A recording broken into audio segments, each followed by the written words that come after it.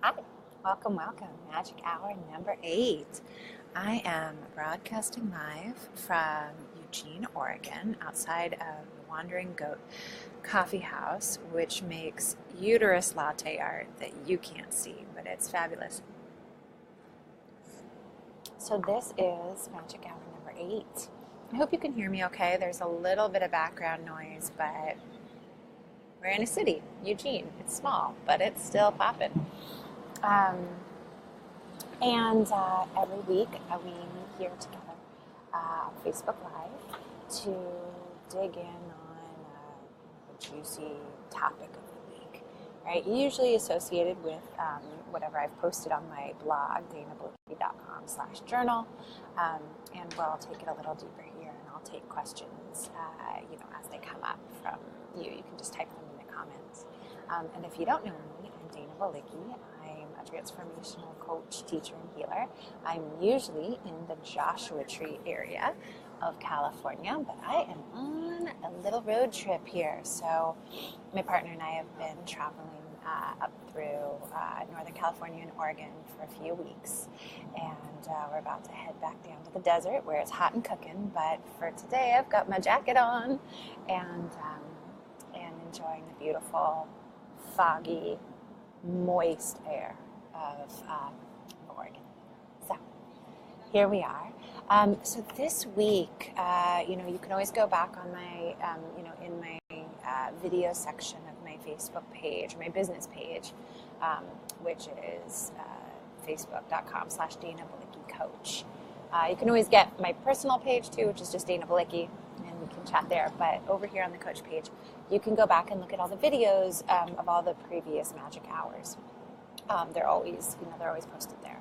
So today, what I wanted to dig in on with you is how was this question that was coming to me, and I was noticing it in a few of my clients and friends and folks over on the private Facebook group called the High Vibe Lowdown. I just was noticing some percolation as well as in my own life of this big question of like, well, what if I call in what I want to call in? Like, what if I really allow myself to like want what I want, right? Which is its own set of interesting, can be its own set of interesting hurdles, right? Wanting what we want, allowing ourselves to really be in full desire. And then what if I want it, and what if I get it, and then what if I feel like it's sabotaging me somehow? Like, what if then I don't really want it? Or what if I start to call in change, and then I don't really want like my relationship anymore, or I find out that my job isn't really satisfying, and so there's a couple of things underneath that inquiry of like, what if I want what I want, and then I realize either I don't want it, or I'm scared of wanting it, or I'm scared of what the impact that it will have on my life. And so some of the things underneath that are the desire, right? Do we really allow ourselves to be big truck? Do we really allow ourselves to be with our desire? What's our relationship to desire? What does desire and want even mean, right? So that's one that I think we can touch on a little today. And then how do we deal with fears as they come up, right? Like, of course we all have fears in our lives about, what's possible, what we believe is possible for us, what we believe is possible in the world around us, right? And all the fears that we have about growth and ambition, or deepening relationships, making more money, or whatever those big or small issues in our life, right, that bring up fears for us. We all have it. We all have them. None of us are really free, except maybe like total ascended masters. And I just feel like maybe if you're an ascended master, you're probably not watching Facebook Live. I don't know. Like, maybe you are. But anyway, so there's desire, there's how do we really like address our fears, and then there's also the like like receiving, right? What do we, how do we receive, right? Do we even think about receiving in our lives? Like, what does that even mean? And I think that there's an opportunity for us to like rewrite all of this. I do this with my clients all the time, where we like rewrite or redefine, certain terms that, that we've picked up and sort of been enculturated into. And you can redefine that for yourself, right? You can redefine what receiving is for you. You can, a lot of people are like, oh, I'm so shy. Like every time I get a comment, I'm just sort of like, oh, shrunken up, right? And we don't really know how to like receive and say like, yes, thank you for that, right? Like, thank you, universe. Thank you, person complimenting me. We have a really hard time receiving, and we can be really good at giving, right? Giving, and not so great at receiving. So those are the things that I think we can like sort of dig into just a little bit here today. And then of course, if you ever want to like go deeper, and we will go deeper, you can join my my little private Facebook group. It's called the High Vibe Lowdown. You can find it facebook.com/groups/Dana Balicki Coaching. That's my group. And I'll post it here in the notes from this, from the Facebook Live later. So anyway, first things first, maybe, no particular order, but let's talk a little bit about desire, right? So I was just reading something, recently, and this was in, I think it was one of, like an Abraham, book from like Esther and Jerry Hicks, or Abraham Hicks, and it was talking about, desire.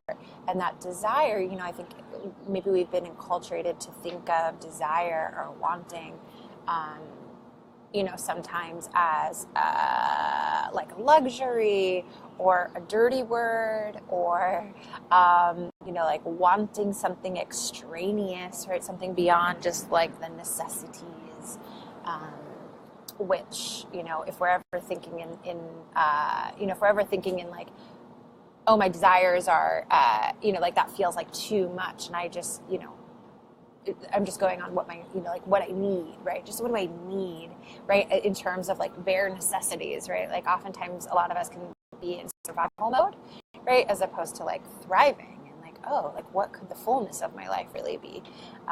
And so, it's good to notice our relationship to desire. Like notice what your relationship to desire is. Like, do you, allow, like, just what is even, like, write it down right now. Like, when you think of desire, like, what's your definition, right? You can write it in the comments, too, if you want. And so that, when I was reading the book and it was talking about desire, this Abraham Hicks book, it was talking about desire being when an idea meets a positive emotion, right? And I really appreciated that breakdown for it, because a lot of times, like I was saying, when we have a desire or a want, it can seem extraneous. It can seem like, oh, well, that's like something, like unnecessary, or that would be great if it happened, but I don't think it will, or, I'm prepared for it to not. And that already, right, that relationship is where we paired an idea with a doubt, right, or an idea with a fear, and or some some expectation that it won't happen, right, doubt. So when we pair an idea with a positive emotion, something else happens, right? An alchemy, an energetic alchemy. And I think a lot of us have been, I'm talking a little bit about like enculturation and our can't swim in the pond and not get wet. Ooh, gal needs a little car work. So we've all been programmed, like, around our sexuality, around money, around how we relate to ourselves, how we relate to each other. There's tons of it, right? We're swimming in programming all day long, and there's certainly programming that we receive around desire and wanting what we want. And I've had my own struggles with allowing myself to want what I want. When I think of like, okay, like, here's the work that I'm here to do in the world, I'm super clear about it. I'm really grateful that I'm super clear about it. So, like, what do I want it to look like? It could look like any way that I want, right? Which is like a mind-blowing idea, right? Like, my experience, my life, my work could look any way that I want, right? But first I have to know what I want, right? First I have to allow myself to want what I want. First, I have to allow myself to have a desire, right? And I have to allow that desire to be met with a positive emotion, right? I have to notice. And a lot of times my desires have been met with like doubt or even cynicism, which I think is just like, cynicism is just like my least favorite quality, right? But I know it's in there in me in some ways, and I can really feel it when it comes out. And, you know, I'll question. And I think it's healthy to question what you want. Like, what you want may not be what everyone else wants, right? Like, just because I'm a coach doesn't mean that I have to have you know, publish a book with my like smiling face on it, right? Like, but maybe that, but do I want that, right? Like, how do I allow myself to really want what I want? How do you allow yourself to really like want and desire what you want? Like a pure desire. And so I want you to just reflect, right? I'm not going to answer that for you right now, because I think it would take a little bit more, you know, a little more background work, but I want you to, what you can do here is examine your relationship to desire. And then, so I'll give you a little journaling homework, right? So you're going to like write down what it is that you desire. Well, first you write down, your relationship to desire. Like when I say the word desire, when you think about the word desire, what comes up for you? Right? What qualities, what words? Is it positive? Is it negative? Is it both? Right? Like write it down. Like just take a mental, spiritual, psychic inventory of your relationship to desire. And then I want you to write down a couple of things that you actually do desire, right? And maybe the top 3 things that you're working on right now in terms of like what you're trying to call in, like you know, if you're like, oh, I'd really like this like deepened relationship. You know, with my partner, right? Or I'd really like some success or movement in my business, or I'd really like to, you know, work on my relationship with my mother or something, right? Whatever it is for you. And I want you to then, if whatever your top 3 like desires, you know, things that you feel like you want right now in your life, and then examine your emotional connection to those desires, right? Do you feel like it's possible? Do you feel like, is that idea of having that deepened relationship with that person, with yourself, with your mother, whatever it is, do you feel a positive emotion or a negative emotion? And I want you to check in with yourself about that. Hey, Christine. Hey, Amanda. So the first homework assignment here, little magic hour number 8, is to think about the word desire and then write down, journal a bit about your relationship to it, right? And you might go deep in this journaling around desire, right? You might be like, oh, like this is how I felt and what I noticed growing up, right? Like maybe your parents, you know, got divorced, or maybe one parent went and got involved with someone else, or maybe whatever it is, right? Whatever you noticed from a young age, like really interrogate that for yourself and allow yourself to see like what that relationship to desire has blossomed into. And then I want you to go through maybe your top 3 like wants or desires right now, and just notice if there's a positive or negative emotion attached to that desire. Right? And if there is, just do a little work around it. Like notice, like, why do I feel so negative about this? Like, are these expectations? Do I feel like this, you know, this relationship can never change? Just examine it for yourself, right? I think that'll give you some good insight into, you know, how you and how all of us like say that there are things that we want in the world, and then we hold a ton of doubt around them and a ton of negative expectation. I don't think we're always aware of it. But what I want you to know is that you cannot have a desire be fulfilled with a negative emotion or expectation attached to it, right?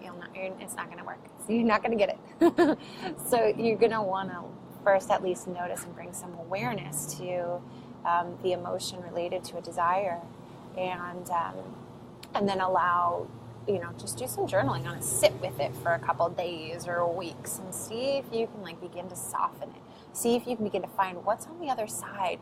What else can be possible? Because I promise you that whatever you think is possible and like whatever you're assuming is like, you know, like that doubt, like there is another possibility. There's infinite possibilities, right? But you've just been sort of honing in on that one, you know, that one truth for a while. And so you're going to have to slowly release your grip.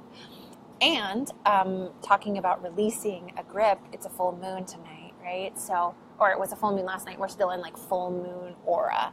And it's a really wonderful time to set an intention of release and to set an intention of movement, right? So looking at any of these desires and really understanding, like, you know, any of the negative attachment or negative emotions around those desires, this is a really perfect time to do an intention setting, a full moon ritual.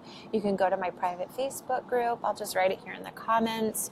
And one of the first things that I posted in the group was a full moon ritual. So you can just go back and scan all the way back to the first post, and there it is, and get the full moon ritual. And the ritual, it's a ritual of release, right? So it could be super helpful here. Okay, so I hope that was you know, that little bit on desire and want. We'll spend so much more time in future magic hours, I promise, around desire and want. And if you have any questions, please let me know. And I'll always check back through the comments if you have one later. So the other thing I want to talk about, right, was fear.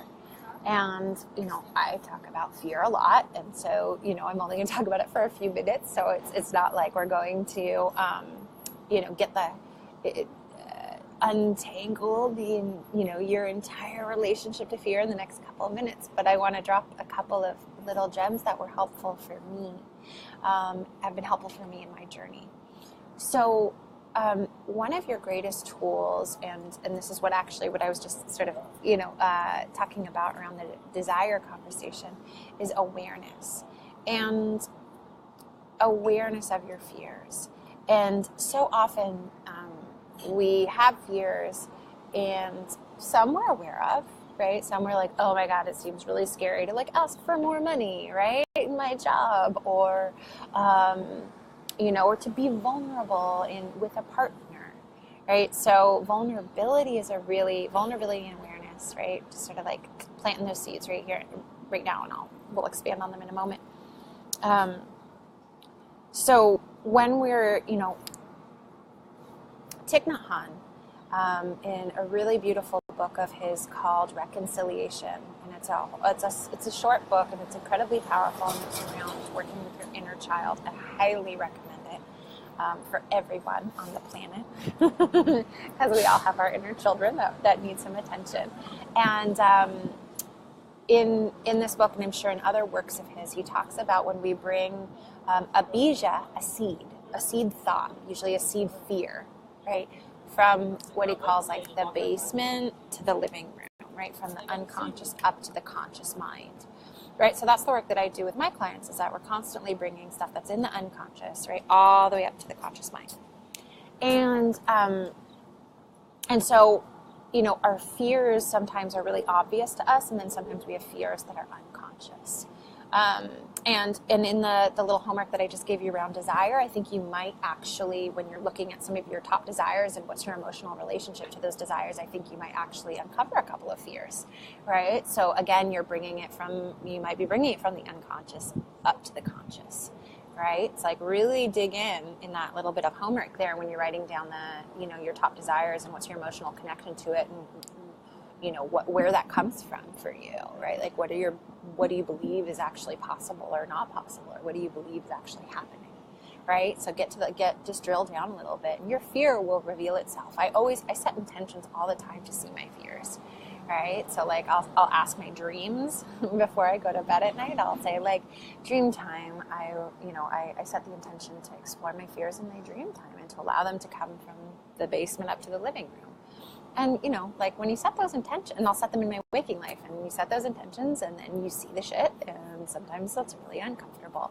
But here's the thing about fear, right, is that when it's unknown, right, this is the awareness piece, when it's unknown or unseen, it's ruling your life in a way that is going to make you feel incredibly powerless.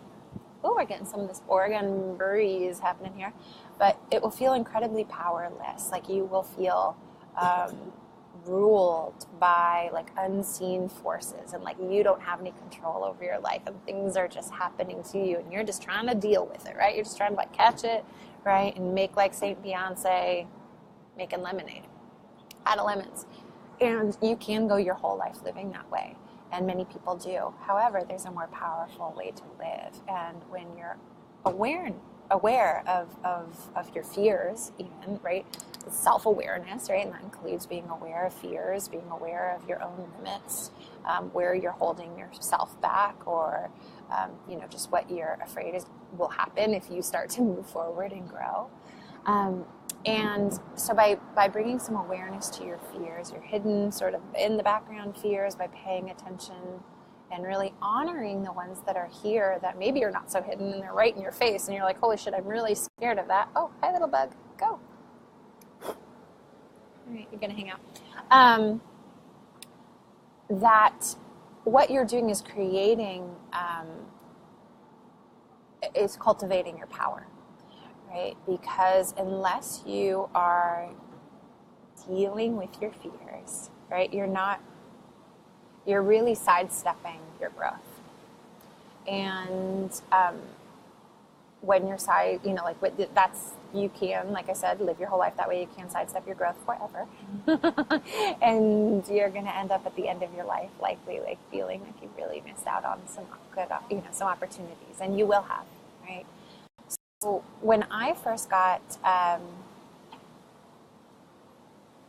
started paying more attention to my fears and allowing myself to really acknowledge, like, oh, these are things that I'm afraid of. Like, I'm afraid that people think I'm stupid, right? Huge fear of mine. I'm afraid people don't like me. It was a huge fear of mine. Both those were had ruled most of my life, and I didn't even know it. So as I actually started to really see what they were, and notice through the patterns of my life, right? Our life, we can look at our lives as a reflection of what we believe. And we can access those beliefs through our patterns, right? Patterns that aren't working for you, that are keeping you stuck. And as we start to look at what those patterns, and we start to drill down a little bit, you can even just do this with yourself, right? Just do this in some journaling. Look at a pattern that isn't working for you. Understand oh, here's the thing that keeps happening. What's my what's my role in it, and what do I believe is really happening? Here are all the feelings that I have, right? And what do I believe is really happening, right? And usually what you believe is really happening is some sort of inner fear. And so as you start to address your fears, as you start to walk towards them,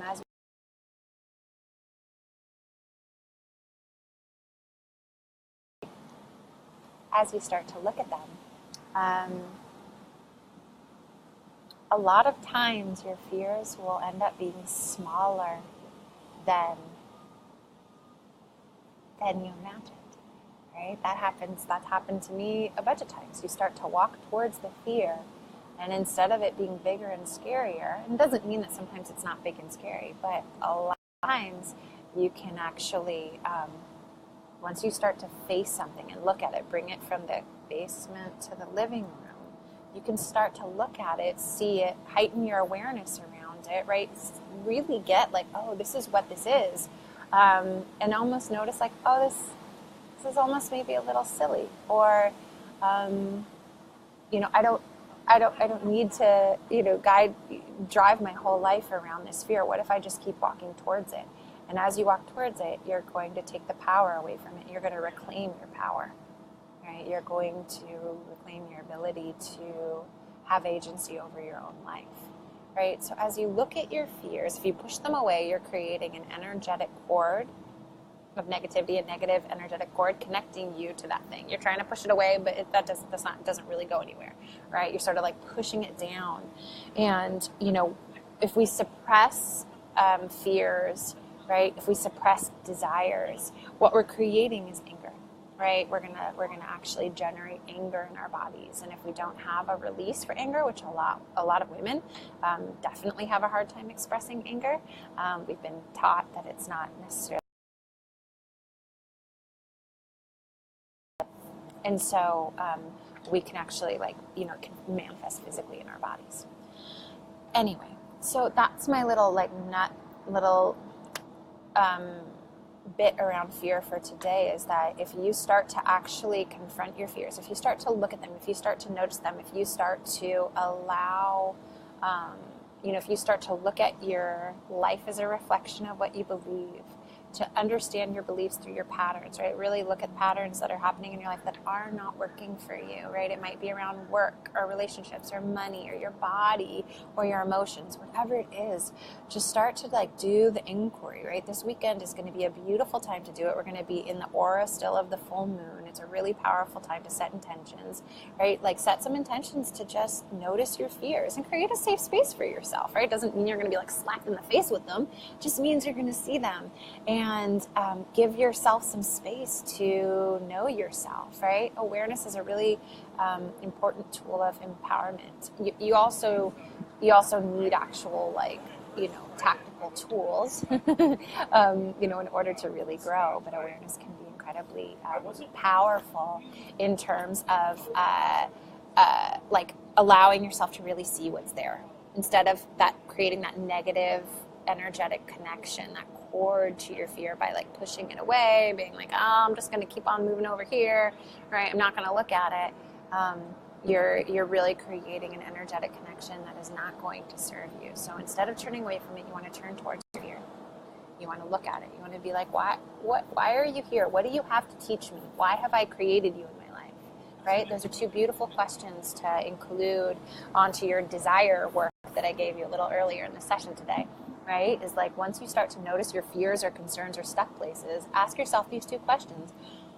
Why have I created you in my life? Because you have created your fear. Your thoughts create your reality, right? Energy follows thoughts. You have created your fears and you've lived with them for a really long time and you've gotten really good at living with them, right? But chances are, if you're watching this today or at any point in the future, like you've actually come to a point where you realize it's not serving you anymore and something's keeping you stuck. So ask those two questions. Once you notice your fear, why have I created you in my life? And what do you have to teach me? Right? Why have I created you in my life? What do you have to teach me? Powerful, powerful questions to ask your fear. Start talking to it, right? Like start interacting with it as if it were like a friend, a person, because it's been around a long time. So you might as well stop ignoring it. Right? And then I think the last thing that I want to just check in on quickly here today was receiving. So these were sort of three elements. If you go back and watch, this is, so far we're only barely 30 minutes in. If you go back and start from the top, you'll sort of, see that how I wanted to address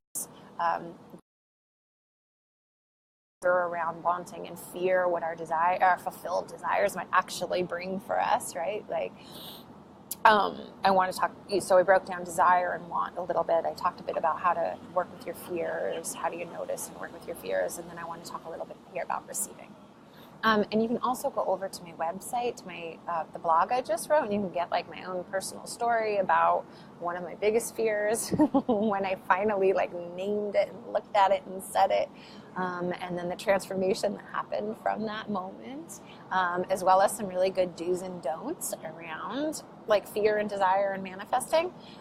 So if you go to danabalicki.com/journal and you look at the most recent post, which says like TBT, right? Like Throwback Thursday, because I posted it yesterday. It's my biggest fear. So check it out. So the last thing here is around receiving. And as I was mentioning earlier, we have all this programming in our lives. And we're programmed in all areas of our lives, around our sexuality, around our bodies, around our relationships and love and money, and our relationship to work, our relationship to desire, how we confront our fears, emotions, anger, all of it. Programming, right? My job, and on these little magic hours, and just my job in the world is to help you really become who you are and not just who you were taught to be, right? To help you really like disengage with the programming. But you got to see it first before you can let it go, right? You got to fully get your own programming first, which is a journey, right? It's not something that happens just in a moment and overnight, right? So receiving, we have tons of programming around it, right? I know that for me, I can be, I've been a huge giver in my life, right? Like just tons of giving. I've given my time, my energy, my love, my everything, right? And like that for me has felt natural. And I know lots and lots of women who are that way as well, where we're so much better at like giving of ourselves than we are at receiving, than we are at like saying like, oh, thank you for that. Yeah, I'll take that. Yeah, I'll take that support or that compliment or, whatever it is. And it can be difficult I just noticed that I think most of us are better at giving than receiving. Or maybe those are all just the people that I attract because I'm the same way, which is totally possible. But, holler if you hear me. So in terms of receiving, I mean, there's so much we can go into. I highly suggest you look up the term art of allowing, right, from Abraham Hicks, and I know lots of other people write about it, but this is about like, how do you allow, how do you receive, how do you, when you're manifesting, when you're trying to like call something into your life, how do you actually allow it in? Right? And a lot of times we feel like we've got to like fight for something, and I got to work really hard, and I just got to keep asking, and I just got to keep doing. And receiving is more like, can you put an ask out into the universe, right? Remember we talked about desire a lot. Can you allow your idea to be met with a positive emotion? Can you send it up, right? Can you put it out there in the world? And then can you trust that you will be met? Can you trust that like it will come back, that it will come to you in divine time, right? So receiving isn't just about getting. Manifesting isn't just about getting. If you think it's just about getting, then you're missing the point. I've missed the point in the past. I'm clear on it now, right? We all have been veteran point missers on this, particular issue of receiving and manifesting. And so some ways that you can allow yourself to be a better receiver, right, is to one, notice, my ride's here, but I'm going to finish this point, is to notice, where do you push away, right? Where do you not allow yourself to receive? Like, do you not ask for support in your life, right? Do you allow yourself to be supported? Do you allow yourself to be, or are you like a super self-sufficient type, right? Where you're just like, I got it. I can do this whole thing. I can do everything myself. Like, I get that. I understand that. I've been there. And when we're in self-sufficiency and we're in our own little bubble and we're in like the superwoman thing of like, I can do it all myself, right? Like, trust me that you are closing off receiving. You're closing off your ability to be open and receive what it is that you really want, right? So if you're a self-sufficient one, I want you to just notice that, and I want you to like see where that comes from. It usually comes from a trauma, it could be a general or specific trauma as a child of like really not feeling like you were being met with what you needed. So anyway, that's one way that it shows up with a lot of women and men that I see right now, like self-sufficiency. So notice that could be one way that you're turning receiving off, right? Sort of flipping your switch down. Another way is if you're like moving too fast, right? You know that I'm the queen of slow the fuck down. So if you're moving too fast, that's going to be a really hard way for you to be able to receive, because you're just going to be so much on the go, go, go, go, go. You're not actually slowing down enough to allow yourself to soften and open to receiving what it is that you've asked for, right? Because you won't even see it when it has come, because you're moving too fast, right? So slowing down, right? Noticing your self-sufficient tendencies, your superwoman tendencies, superman tendencies, noticing if you're just not allowing yourself to be supported in your life, right? Like, what's your relationship to your support system? And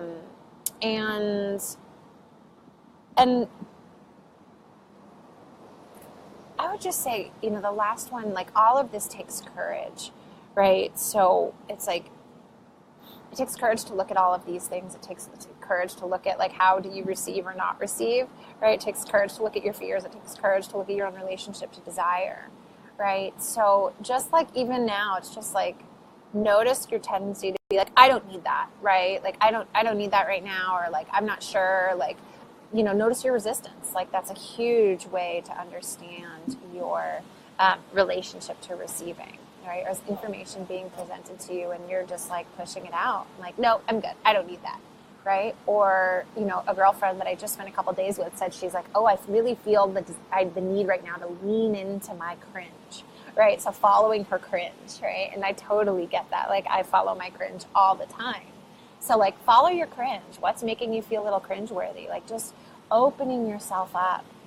And the rain is starting. Of course, it's Oregon. So anyway, I'm gonna stop it short here because we're gonna get drowned out. But start from the beginning here today. Go through the desire, the journaling around desire, the journaling around fears, and then again do some similar journaling around your relationship to receiving. I think you're gonna find some really good stuff here to keep working on. You can ask me questions in the comments or come over to the Facebook group, the private Facebook group, which I posted the link to, and we can do some more work there together. Bye from Oregon. Have a beautiful day. Happy full moon. You can also go over to the Facebook group and get my full moon ritual. Yeah, so have a beautiful weekend. Bye.